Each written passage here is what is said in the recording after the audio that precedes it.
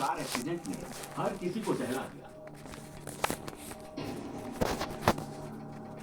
टोंक में देखिए, सड़क पर ये बाइक यू टर्न लेने को है, लेकिन सामने से तेज रफ्तार में कार आ रही और यू टर्न लेते ही देखिए तगड़ा हादसा हो गया।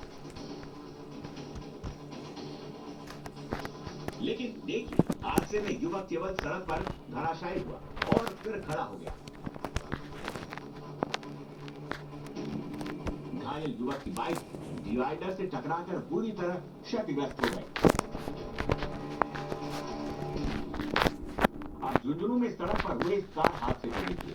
तेज रफ्तार कार आ रही है और कार अचानक से अनकंट्रोल हो गई और डिवाइडर से टकराकर सड़क की दूसरी ओर आ जाती है।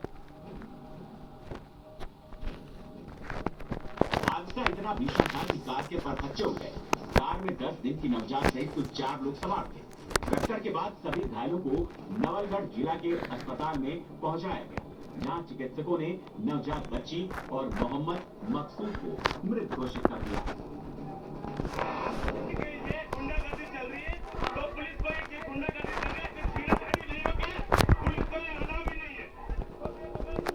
सड़क पर पुलिस की 2 गाड़ियां खड़ी हैं और पुलिस को घेरने के लिए सड़क पर 500 से ज्यादा लोगों की भीड़ आ खड़ी हुई है।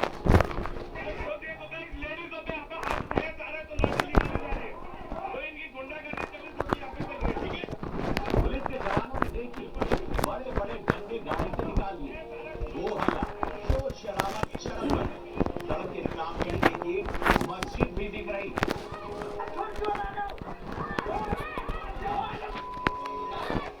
पुलिस के जवान एक शख्स का पैर पकड़े हुए हैं और उसे जीप में बिठाने की कोशिश कर रहे हैं, लेकिन जीप पुलिस को रोकने पर आवाज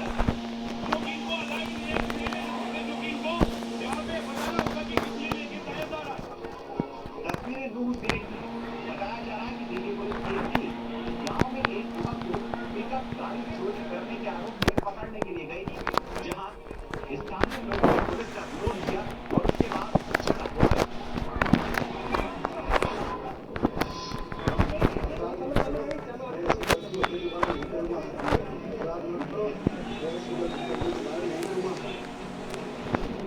गांव पकड़कर माफी मांगता हुआ अपराधी और पुलिस अपराधी का जुलूस निकाल रही है। उसके पैर में प्लास्टर है और वो लंगड़ा कर चल रहा है। फर्श पर लेडीज सूट में ये वही अपराधी है जिसे अभी थोड़ी देर पहले आपने देखा था। ये पुलिस को वारदात के समय इसी देश में मिला था, यानी महिला का सूट पहने हुए था। अब इन धड़कती गाड़ियों को देखिए। महिला के भेष में आकर इस अपराधी ने पेट्रोल बम के जरिए गाड़ियों को ठंडा कर दिया और गाड़ियां धू धू करके जल उठी। इसके बाद पुलिस ने इसकी जमकर डेंटिंग पेंटिंग कर दी।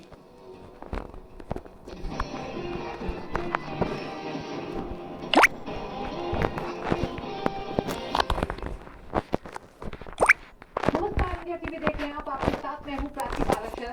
क्या आतंकवाद के फ्रंट पर पाकिस्तान के खिलाफ कुछ बहुत बड़ा होने वाला है? क्या आसिम मुनीर की मुसीबतें बढ़ने वाली हैं? अभी दिल्ली से बहुत बड़ी खबर आई। भारत और अमेरिका के बीच काउंटर टेररिज्म पर जॉइंट वर्किंग ग्रुप की मीटिंग हुई है। इस मीटिंग में भारत और अमेरिका ने सीमा पर आतंकवाद और आतंकी संगठनों पर कड़ी कार्रवाई पर सहमति जताई है। भारत के साथ हुई काउंटर टेररिज्म मीटिंग में अमेरिका ने 22 अप्रैल को पहलगाम आतंकवादी हमले और लाल किले के पास हुए आतंकी हमले की कड़ी निंदा की और इस बात पर जोर दिया है कि आतंकवाद के लिए जिम्मेदार लोगों को जवाबदेह ठहराया जाए। नहीं कोई ऐसी गुटबाजी या ऐसी कोई परेशानी देखने को नहीं मिलती है। बाबरी जैसा विवाद काशी में भी चल रहा है। ज्ञानवापी को लेकर ये मामला भी कोर्ट में है। कट्टरपंथी बाबरी की आड़ में यहाँ भी माहौल को खराब करने की कोशिश कर सकते थे, लेकिन योगी के रहते ऐसी कोई कोशिश परवान नहीं चढ़ सकती।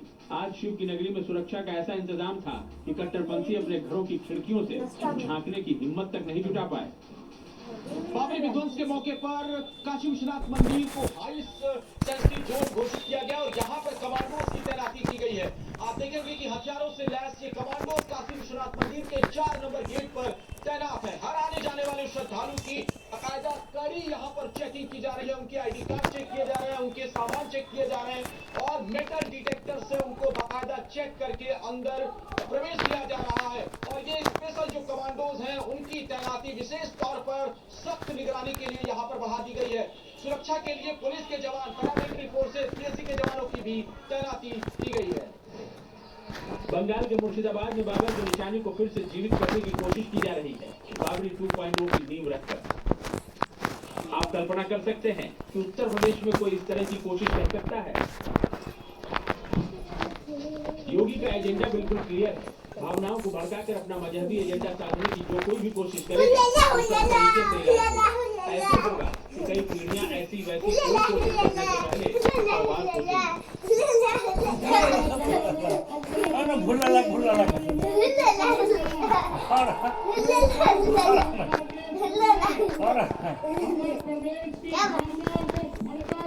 भुल्ला कर तो फिर शक्ति के साथ सरकार निपटना भी जानती है। ये सिर्फ सीएम योगी की चेतावनी नहीं है, बल्कि वो लक्ष्मण रेखा है जिसे लांघने के बारे में कोई सोच भी नहीं सकता। बाबरी की बरसी पर पूरे उत्तर प्रदेश में योगी की तैयारी देखकर तो कतई नहीं। ब्यूरो रिपोर्ट, दी मीडिया। योगी ने यूपी के तो बाबर जिला के नटबोल टाइट करके रखे। ये बंगाल में ममता दीदी के राज में सीना बेलगाम, इसलिए मुर्शिदाबाद में नई बाबरी मस्जिद की नींव रखी है। इस दौरान देश में दो तरह की आवाजें सुनाई पड़ रही। पहला, पूरे देश में बाबरी बनाने की, दूसरी आवाज जहां बाबरी बनाएंगे शौर्य बहादुर। दोनों आवाजें सुनाएंगे आपको। उसके पहले देखिए कि जब मुर्शिदाबाद में बाबरी की नींव रखी जा रही थी तो ममता बोल क्या कर रही थी। बाबरी के नाम पर बाबर सेना उन्मादी नारे लगा रही थी और बंगाल पुलिस मौन साधे खड़ी थी। सवाल, क्या बंगाल में पुष्टिकरण की राजनीति ने खाकी के हाथ बांध दिए थे?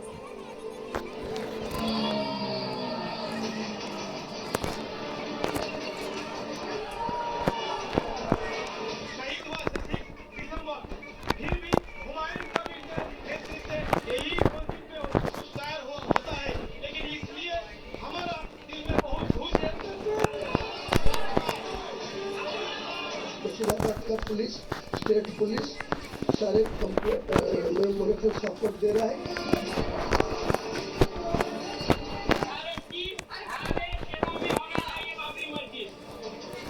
बाबरी की बरसी के दिन मुर्शिदाबाद में बाबर प्रेमियों की भीड़ मस्जिद की नींव रखने के लिए ईंट लेकर पहुंची। दुनिया को दिखाने के लिए इसे शिलान्यास का नाम दिया गया। लेकिन ये कोई मस्जिद का शिलान्यास नहीं है, बल्कि 1992 के उस घाव को कुरेदने का सुनियोजित षड्यंत्र है जिसे सुप्रीम कोर्ट ने 2019 में हमेशा के लिए भर दिया था। अपनी सियासी जमीन को मजबूत करने के लिए हुमायूं कबीर ने बाबर प्रेमियों की ऐसी भीड़ इकट्ठी कर दी जिसकी मंशा पूरे देश में बाबरी बनाने की है।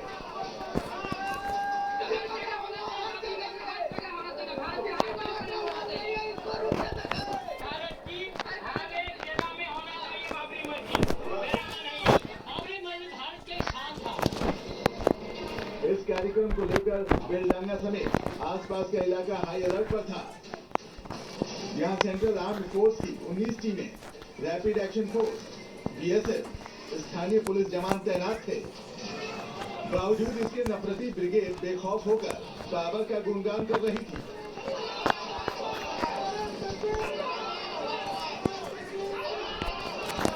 हुमायूं कबीर ने मुर्शिदाबाद की जमीन पर बाबरी की ईंट नहीं बल्कि मजहबी नफरत की वो दीवार खड़ी कर दी है जो गंगा जमुनी तहजीब को हमेशा के लिए खत्म कर देगी। जिस वक्त मियां भाई देश के हर कोने में बाबरी बनाने का ऐलान कर रहे थे, उस वक्त दीदी की फोर्स वहां खड़ी तमाशा देख रही थी। खाकी के इस मौन की वजह भी सुन लीजिए। कुछ नहीं बोलूंगी, पुलिस मेरा पूरा सपोर्ट दे रहा है। पुलिस के साथ बात हो गया, ऑनरेबल हाईकोर्ट जो निर्णय लिया इसी पर मुर्शिदाबाद पुलिस, स्टेट पुलिस पूरा मेरे को सपोर्ट दे रहा है, मेरे को सिक्योरिटी दे रहा है, मेरे को शांति से होने के लिए पूरा सपोर्ट पुलिस वाला दे रहा है। हुमायूं कबीर की ये अकड़ बता रही है कि उन्हें टीएमसी से भले निकाल दिया गया हो, लेकिन चुनाव में वोट बैंक के लिए तुष्टीकरण वाला सपोर्ट अभी भी जारी है। बंगाल पुलिस की मौजूदगी में मियां भाई की उन्मादी मंशा सामने आई तो हिंदुओं ने भी खरा जवाब दे दिया। विरोध कर रहे और हथौड़ी और सारे गोदा लेकर हम सब वहाँ विराजमान है वो बनने देंगे नहीं। त्रिशूलिया का जरूर करें, हम लोग सब उसका विरोध कर रहे हैं। सनातन धर्म जितने मानने वाले हैं सभी लोग उस बाबरी मस्जिद का विरोध कर रहे हैं। बाबरी मस्जिद को हम लोग नहीं बनने देंगे। ऐसा नहीं होना चाहिए, उसके लिए फिर हम लोग जैसे पुरानी बाबरी मस्जिद तोड़ी गई वैसे इसको भी नहीं बनने दिया जाएगा, तोड़ा जाएगा। उस समय हम लोग जो नारा लगाया करते थे, आज फिर उसकी आवश्यकता आ गई। जो जीप बाबरी बोलेगी वो जीप काट ली जाएगी। बेलडांगा में बाबरी को बनने में 3 साल से ज्यादा का वक्त लगेगा, लेकिन अगले साल ही पश्चिम बंगाल में चुनाव है। ऐसे में मस्जिद बने न बने, लेकिन इस भीड़ के दम पर हुमायूं ने विधायक बनने का प्लान सेट कर दिया है। ममता फोर्स की सुरक्षा मिली तो हुमायूं कबीर ने मनमानी वाला मंच सजा लिया और इस मंच पर अरबी कुनबे के मौलानाओं तक की मौजूदगी देखने को मिली। मस्जिद के लिए चंदे के नाम पर जगह जगह QR कोड चस्पा कर दिए गए। जो ऑनलाइन पेमेंट नहीं कर सकते थे, उन्होंने जमीन पर ही नोटों का ढेर लगा दिया। आप देख सकते हैं ठीक वही जगह है जहाँ पर शिलान्यास होगा मस्जिद का।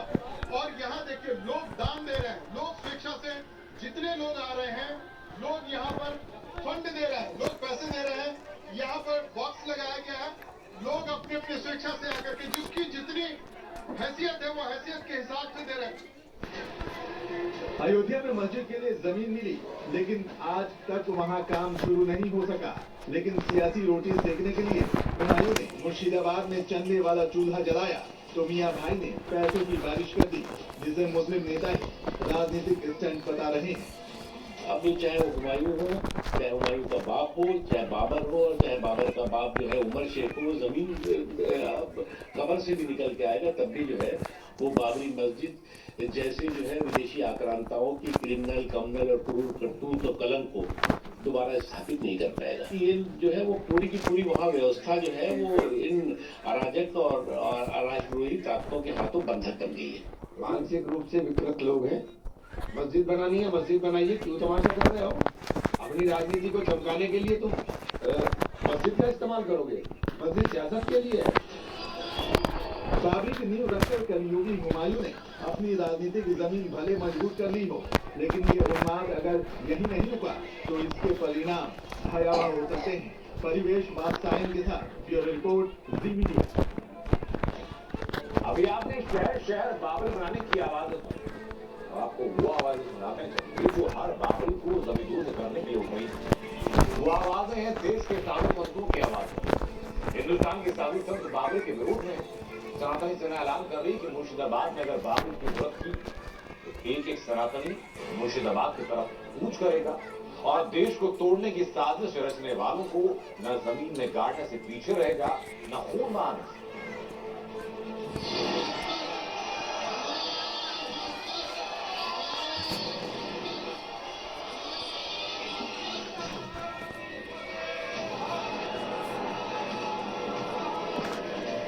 हम लोग ऐसे लोगों को जिंदा नहीं छोड़ेंगे क्योंकि मैं ऐसी कैसी कर दे रहा हूँ।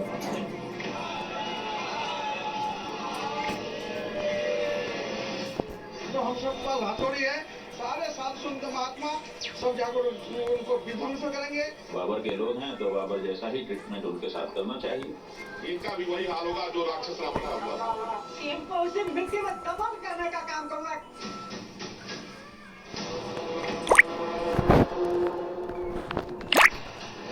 एक 6 दिसंबर वो था जब 1992 में अयोध्या में हिंदू सेना ने बाबरी विध्वंस किया और एक 6 दिसंबर आज का है जब उसकी 33वीं बरसी पर पूरे देश के साधु संत मुर्शिदाबाद में बाबरी मस्जिद बनाए जाने के विरोध में हुंकार भर रहे।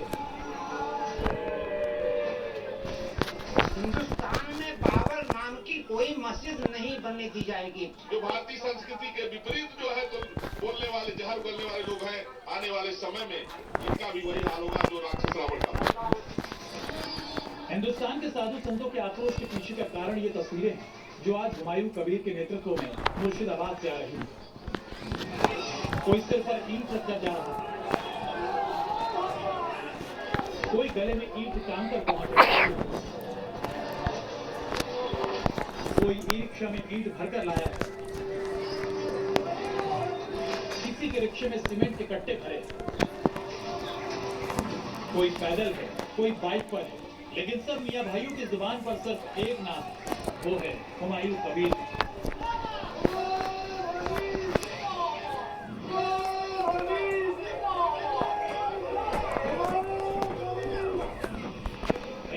बात सिर्फ एक है, पश्चिम बंगाल के मुर्शिदाबाद में बाबरी मस्जिद को ढहाना। ये ईंटें उसी बाबरी मस्जिद को खड़ा करने के लिए भाईजान दूर दूर से पहुंचा रहे हैं। लेकिन अयोध्या से लेकर वाराणसी के साधु संत भी अस्त्र शस्त्र लेकर मुर्शिदाबाद की तरफ बढ़ने का ऐलान कर रहे हैं। लेकिन उसी बीच काशी के साधु संतों ने ऐलान कर दिया है और इस नई बाबरी मस्जिद का विरोध शुरू कर दिया है। और यहाँ पर देखिए अस्त्र शस्त्र के साथ, हथौड़े के साथ, त्रिशूल के साथ लोग बड़ी संख्या में सड़क पर निकल आए हैं और इनका कहना है कि नई बाबरी मस्जिद नहीं बनने देंगे। इस सनातनी सेना के हाथों में हथौड़ा, त्रिशूल और हिंदुस्तान की धरती पर बाबरी को बनने से रोकने का संकल्प। इसके लिए वो कार सेवा से लेकर खून की नदियां बहाने तक की चेतावनी दे रहे हैं। हुमायूं कबीर एक ईंट चैलेंज है, अगर एक ईंट रख दिया तो उसको जिंदा धरती के 40 फीट नीचे गाड़ दिया जाएगा। काशी से ऐलान करते हैं, यदि उन्होंने बात नहीं माना और यदि बना दिया तो हम सब पर हथौड़ी है, सब जाकर उनको विध्वंस करेंगे। सभी लोग यहाँ से मुर्शिदाबाद जाएंगे, बंगाल जाएंगे और बाबरी मस्जिद बनने नहीं देंगे और उसी मिट्टी में दफन करने का काम करना है। साधु संतों के साथ सनातनियों की फौज भी खड़ी। हिंदुओं का साफ कहना है कि वो मुर्शिदाबाद कूच करने को पूरी तरह तैयार बैठे हैं। ये सनातन का देश है और ये बाबर का देश नहीं है। यहाँ पर सनातन संस्कृति ही चलनी चाहिए और सब लोग इसका विरोध करेंगे, लेकिन बाबरी मस्जिद को हम लोग नहीं बनने देंगे। फिर हम लोग जैसे पुरानी बाबरी मस्जिद तोड़ेंगे वैसे इसको भी नहीं बनने दिया जाएगा। तोड़ा यानी अब एक तरफ भाईजान है और दूसरी तरफ सनातनी सेना। सनातनी संकल्प ले चुके हैं कि चाहे हुमायूं कबीर नई बाबरी मस्जिद का फीता काटकर शिलान्यास करें, उसके लिए चंदा जुटाए या ईंटें लेकर सैकड़ों भाईजान वहां क्यों न पहुंच जाए, भारत की धरती पर फिर बाबरी मस्जिद नहीं बनने देंगे। अयोध्या से प्रीति श्रीवास्तव और वाराणसी से जयपाल के साथ ब्यूरो रिपोर्ट, जी मीडिया।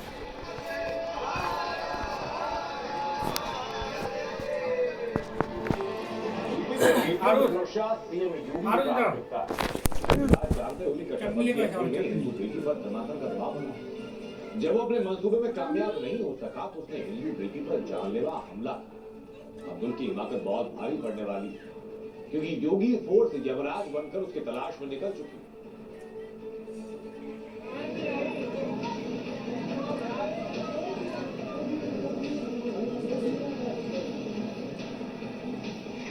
वो चीखती रही और कट्टरपंथी हमला करता रहा।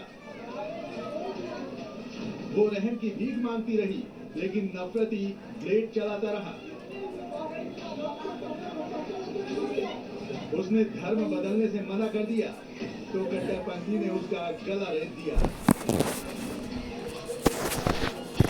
अपने घर के दरवाजे पर खून से लथपथ पड़ी ये हिंदू बेटी है और जिसने इसका ये हाल किया है वो कट्टरपंथी अब्दुल उर्फ मोहम्मद सैफ है। इस तस्वीर को देखकर आपके मन में भी सवाल उठ रहा होगा कि क्या हिंदू बेटी अपने घर में भी सुरक्षित नहीं है। तस्वीरें उत्तर प्रदेश के मिर्जापुर की हैं, जहां कट्टरपंथी अब्दुल ने पहले इस हिंदू बेटी से दोस्ती की, फिर उस पर धर्म बदलने का दबाव बनाने लगा। जब पीड़िता को अब्दुल के धर्मांतरण वाले खेल का पता चला तो उसने दूरी बना ली। अब्दुल का कन्वर्जन प्लान फेल हुआ तो उसने सिर तन से जुदा करने की कसम खाई और दिन ढलते ही हिंदू बेटी पर ब्लेड से ताबड़तोड़ हमला कर दिया।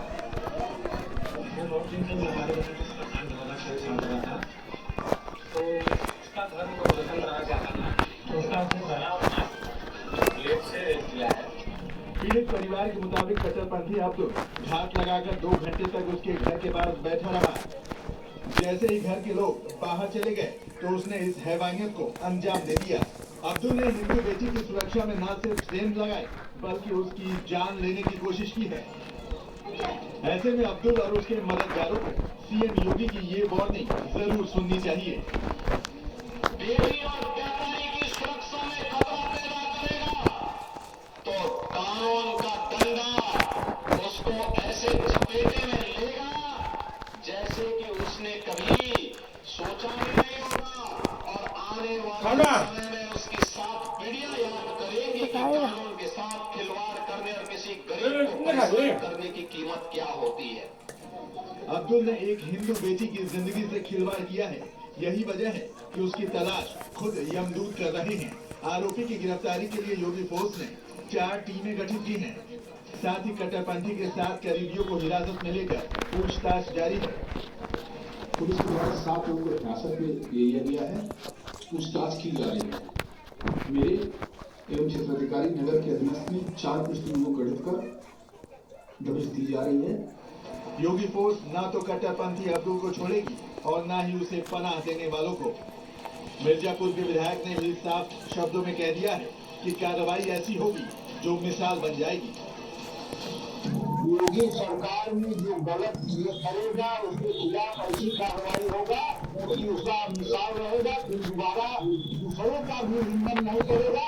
करने के लिए उसका नानी और होना भी काम करेगा, करने के लिए दोबारा कोई भी ऐसा करने का गलती नहीं करेगा। अब्दुल की तलाश के साथ साथ उसके घर परिवार और जमीनों की भी जांच की जा रही है। अगर दस्तावेजों में गड़बड़ी मिली तो मिर्जापुर में इंसाफ वाला बुलडोजर जरूर गरजेगा। ब्यूरो रिपोर्ट, जी मीडिया।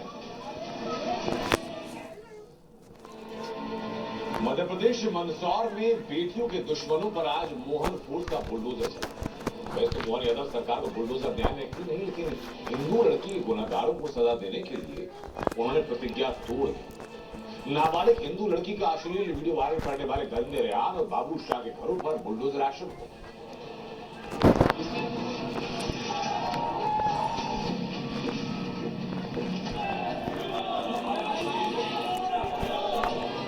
बुलडोजर न्याय ये जा अपना खाना ले ले। जब तक ये घर मिट्टी में नहीं मिल जाता।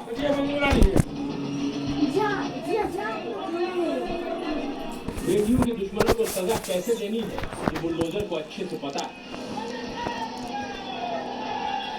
बेटियों पर बुरी नीयत रखने वाले ध्यान से देख ले कैसे उनके गुनाहों का हिसाब होता है। कोई अगर बेटियों की इज्जत नीलाम करेगा, अश्लील वीडियो बनाकर उन्हें ब्लैकमेल करेगा तो मोहन फोर्स का बुलडोजर उन्हें छोड़ेगा नहीं, ईंट से ईंट बजाकर ही दम लेगा। मंदसौर के शामगढ़ में नाबालिग बेटी को ब्लैकमेल करने वाले 2 गुनहगारों को बुलडोजर वाली सजा मिल गई। रेहान अब्बासी और बाबू शाह के घर को बुलडोजर से गिरा दिया गया। इस वीडियो के वायरल होने के बाद लोगों में आक्रोश फूटा, लोग सड़कों पर उतरे और पुलिस प्रशासन ने सख्त एक्शन लेते हुए आरोपियों के घर पर बुलडोजर एक्शन लिया है। रेहान अब्बासी और बाबू शाह नाम के इन दोनों छठे हुए बदमाशों ने धोखे से एक नाबालिग हिंदू लड़की का अश्लील वीडियो बना लिया था। सोशल मीडिया पर वीडियो वायरल करने की धमकी देकर ये लोग उसे ब्लैकमेल कर रहे थे। 5 लाख रुपए की डिमांड की थी। इन दरिंदों ने 2.5 लाख रुपए वसूल भी लिए थे, फिर भी दोनों ने वीडियो वायरल कर दिया। अश्लील वीडियो बनाया और अश्लील वीडियो वायरल करने के नाम पर उसको धमकी दी, पैसे मांगे हैं और पैसे नहीं देने की स्थिति में उन्होंने वीडियो वायरल किया है। 12 घंटे में के अंदर ही दोनों आरोपियों को गिरफ्तार कर लिया है। नाबालिग से अश्लील साजिश का वीडियो वायरल होने के बाद से ही पूरा हिंदू समाज गुस्से से उबल रहा था। कल से ही पूरा शहर बंद था, सड़क पर भीड़ उमड़ आई थी। आरोपियों की गिरफ्तारी के बावजूद लोग धरने पर बैठ गए थे और मांग करने लगे थे कि इनके घरों पर बुलडोजर चले, साथ ही में इनका जुलूस भी निकाला जाए। मोहन फोर्स ने प्रदर्शनकारियों की एक डिमांड बुलडोजर एक्शन से पूरी कर दी। पीले पंजे के प्रहार से आरोपियों के घर जमींदोज कर दिए। रेहान अब्बासी और बाबू शाह को इतना तोड़ा कि उनकी ऐसी हालत हो गई कि वो अपने पैरों पर चलने के काबिल नहीं रहे। अब इनका जेल से छूटना भी नामुमकिन है, क्योंकि रेहान और बाबू शाह के खिलाफ बीएनएस, पॉक्सो और आईटीएक्ट की धाराओं में एफआईआर दर्ज की गई। बुलडोजर एक्शन के बावजूद मंदसौर में तनाव बरकरार है। हिंदू समाज चाहता है कि बेटियों को अश्लील साजिश का शिकार बनाने वालों को ऐसी सजा मिले ताकि फिर कोई भी ब्लैकमेलिंग का दुस्साहस करने न पाए। मनीष पुरोहित, जी मीडिया, मंदसौर।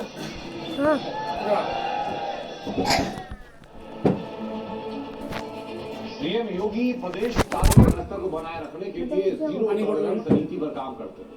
यूपी में बड़े से बड़े अपराधी का नंबर एक करके आ रहा है और इस बार तो योगी प्रशासन ने बुलंदशहर के शातिर गैंगस्टर चुबड़ा का सफाया।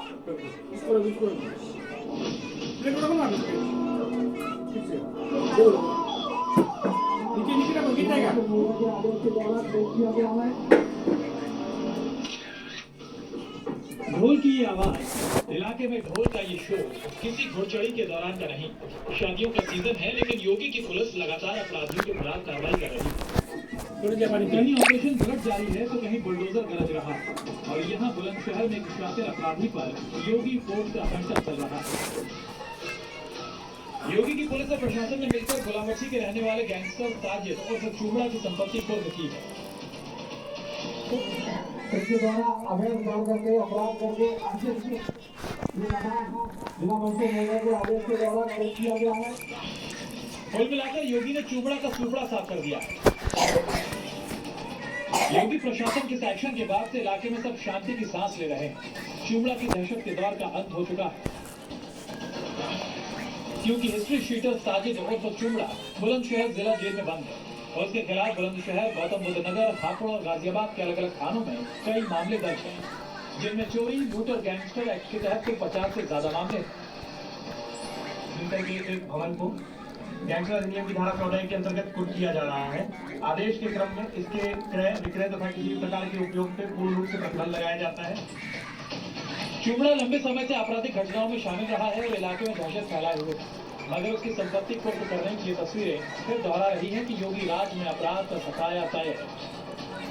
जागृति नहीं, गुंडा टैक्स नहीं, माफिया राज नहीं, मनमानापन नहीं, बल्कि अपराध और अपराधियों के प्रति जीरो टॉलरेंस, प्रदेश राज कानून व्यवस्था और सुरक्षा।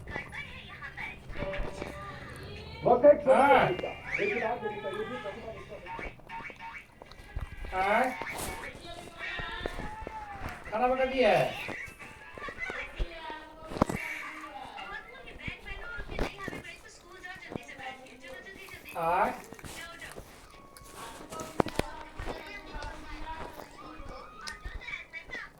ठीक, आधा घंटा बाद देना खाना, आधा घंटा बाद देना खाना।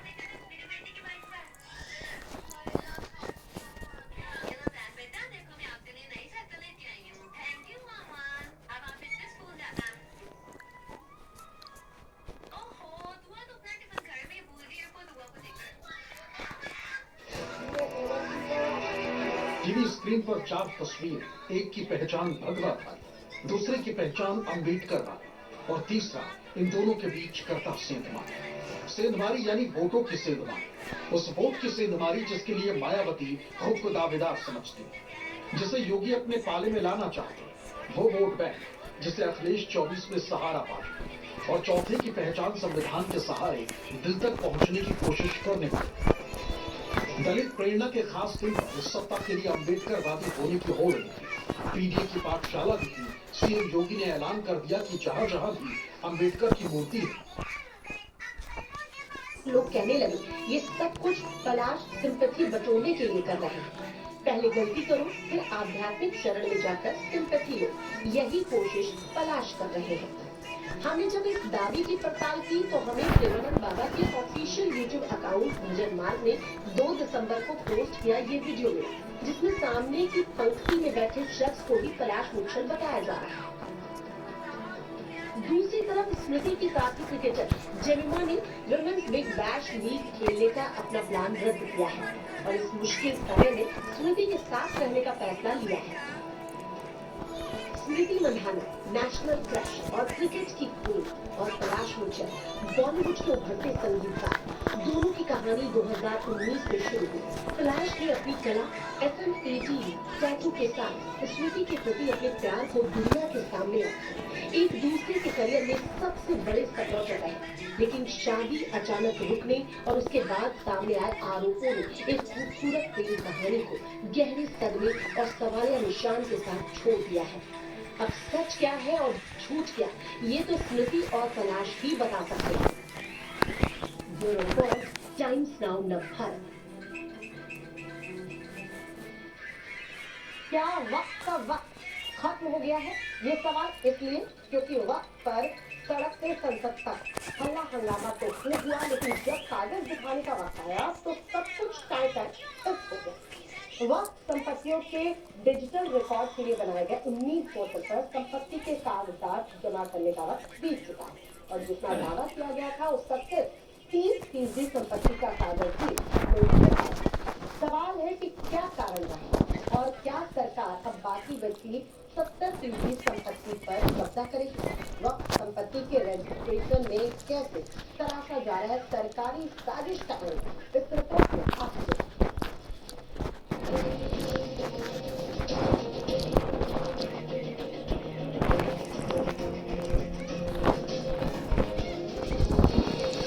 जो लोग आज ये समझ रहे हैं कि मुसलमानों को सेकेंड क्लास सिटीजन बनाया जाएगा, तुम भूल जाओ।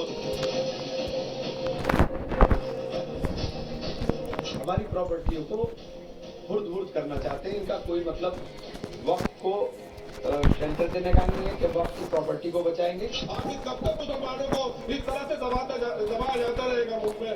मैडम, एक जुल्म बच्चे बर्दाश्त होती है।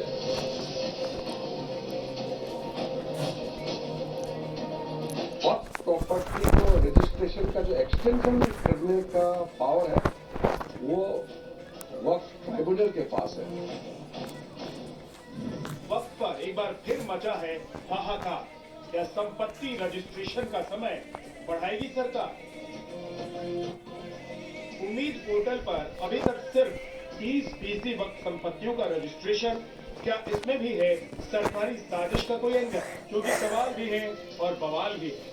इसी देश की पार्लियामेंट में कहा था कि हम वक्त संपत्तियों का रजिस्ट्रेशन उम्मीद पोर्टल पर करवाएंगे और इसकी डिजिटलाइज करेंगे। लेकिन स्थिति यह है कि 5 तारीख की अंतिम तिथि है और अभी तक 30% संपत्तियां रजिस्टर्ड हो पाई हैं। उसमें कारण सरकार का सर्वर डाउन रहना है। पूरी सरकार का सर्वर डाउन है, उम्मीद पोर्टल का तो छोड़िए। तो सरकार से अनुरोध है वक्त संपत्तियों के रजिस्ट्रेशन की डेट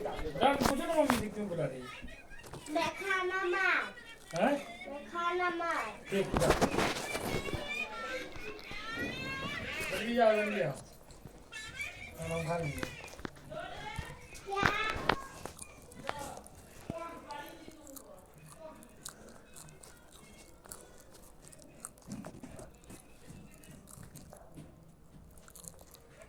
मेरी दोस्त दी है ये। कभी है? मेरी दोस्त दी है मोमो। कभी दी है? मोमो। और हमको भी दो ना। मेरी दोस्त दी है। हमको भी कोई दोस्त देगा तो हम भी तुमको देंगे ना।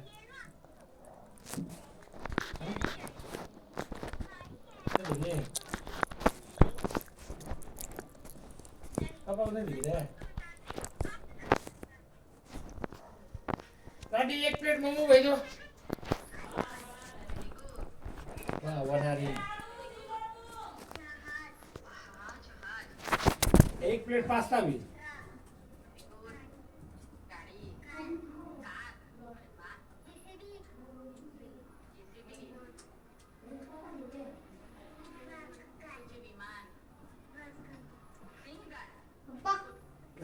नहीं ये मेरे लिए अब खाएंगे थोड़ा खा लीजिए ना। नहीं हमको नहीं दी मम्मी। थोड़ा सा खा लीजिए ना। नहीं हम नहीं खाएंगे, तुम ही खा लो। तो मम्मी हमसे प्यार ही नहीं करती।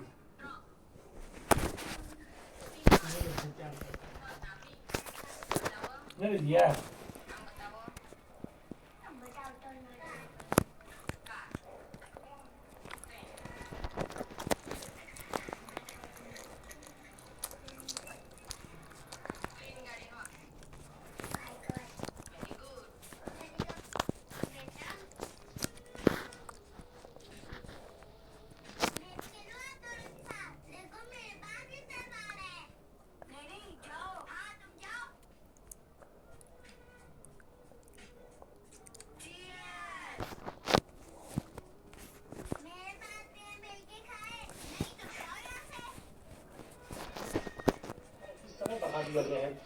सरकार की इस प्रोजेक्ट को किस तरीके से देखते हैं और आप लोग की ओर से कितना सहयोग किया जा रहा है? क्योंकि अभी तक मौजूदा स्थिति यह है कि लगभग 30% के ही आसपास अभी जो ब्यौरा है वो अपलोड किया जा चुका है।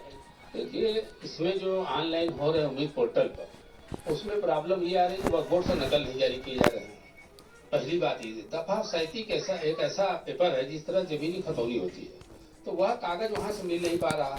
और हर जिले में राज्य सरकार को चाहिए था कि हर जिले में अल्पसंख्यक कल्याण अधिकारियों की यहाँ दफा 37 एकदम अमान के लिए खोलना चाहिए था कि जो भी आए अब अपना वक्फ नंबर बैठ कर देख ले, वहाँ कोई प्रतिनिधि बैठे, नाम के तो हैं मगर काम का कोई नहीं है। और सबसे ज्यादा जो प्रॉब्लम आई है इसमें ये आई है कि 9 खतौनी लेखपालों ने नहीं दिया।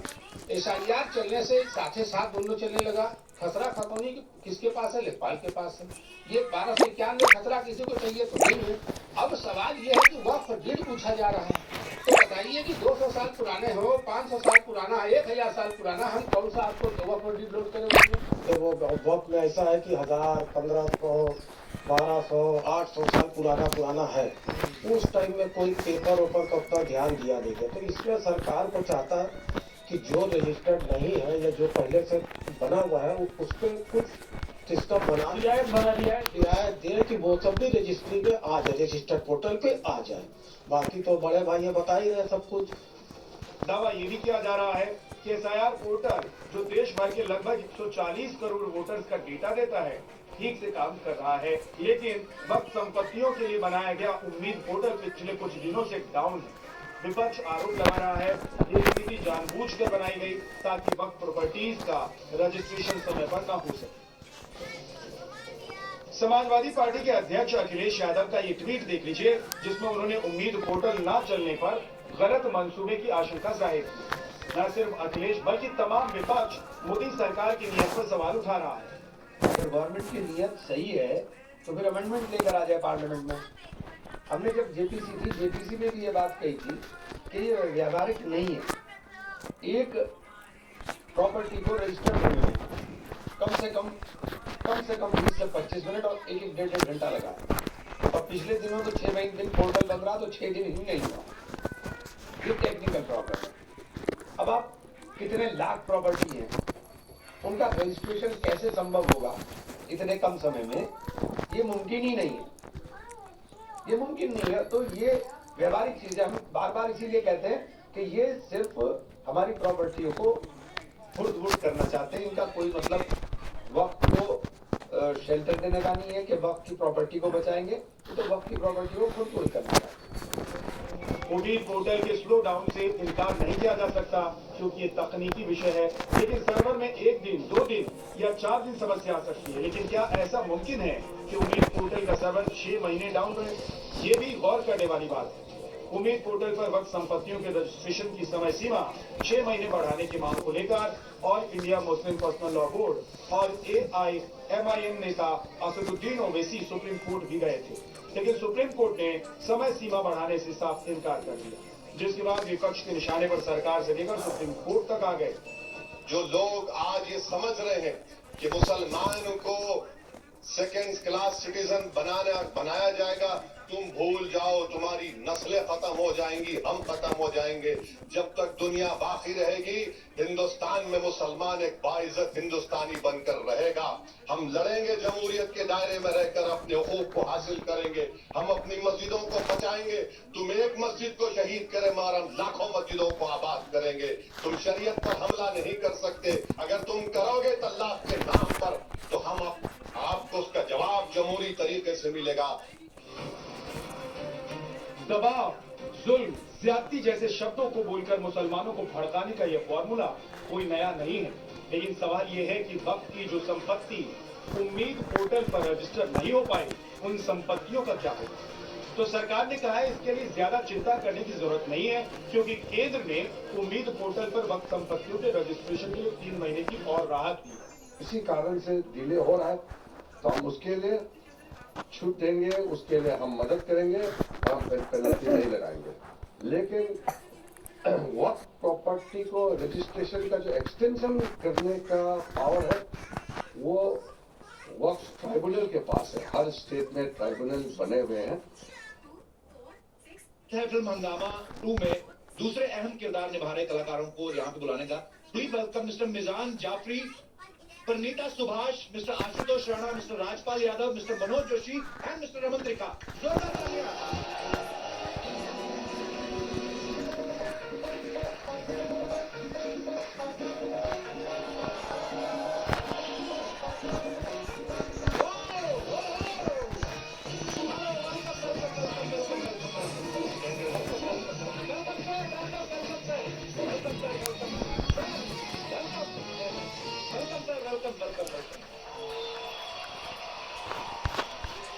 एक बार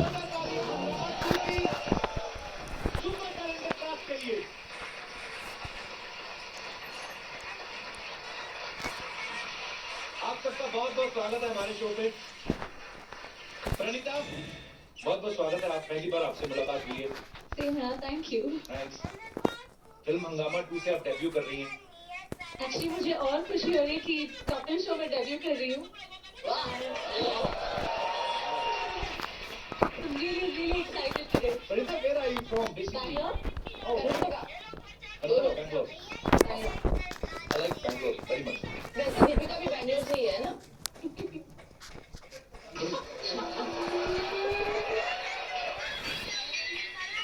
क्या आती ब्यूटी बैंगलोर से। मैं और राजपाल भाई कानपुर अमृतसर। मिजान जाफरी को आप सब पहले मिल चुके हैं हमारे शो में और ये फिल्म में लीड रोल कर रहे हैं। मिजान, बहुत बहुत मुबारक हो आपको। मिजान के पापा जावेद जाफरी साहब बहुत अच्छी कॉमेडी करते हैं, बहुत कमाल के कलाकार हैं और इनके दादाजी लेजेंड हैं जगदीप साहब, बहुत टैलेंट। तो कॉमेडी तो आपके परिवार में मतलब खून में ही है। तो जब आप कॉमेडी फिल्मों के लिए जाते हैं, ऑडिशन देते हैं या स्टाफ बोल के घुस जाते हैं? बट ये एक्चुअली पहली फिल्म है जो कॉमेडी फिल्म है जो मुझे ऑफर हुई and I think prion sir और रतन जी ने मेरा काम देखा था मलाल में और उसके हिसाब से उन्होंने मुझे ये फिल्म दी है। सो यू नो मेरे आई थिंक उन्हें मेरी एक्टिंग पसंद आ गई मेरी पहली फिल्म में, उस वजह से उन्होंने ये फिल्म दी है। सो मैं मेरे लिए इससे बड़ी कोई बात हो नहीं सकती है। It's a Priyadarshan film and it's Hungama 2 and it's Ratan Jain and we have Paresh sir and Rajpal sir and Shilpa ma'am and all of these people. So you know मैं and you are in the Kapil Sharma show. अच्छा, मैं आपको बात बताऊं, शिल्पा का एक गाना था चुरा के दिल मेरा गलियां चली। कितने साल, 20-25 साल हो गए होंगे इसको? 25 साल के आसपास हो गए, है ना? अब वो गाने को दोबारा रिक्रिएट किया गया जिसमें मिजान जो है वो डांस कर रहे हैं शिल्पा शेट्टी के साथ। मुबारक हो आपको। मुबारक मुझे। हाँ, आपको तो मुबारक नहीं, आप तो मतलब मैं क्या बोलता हूँ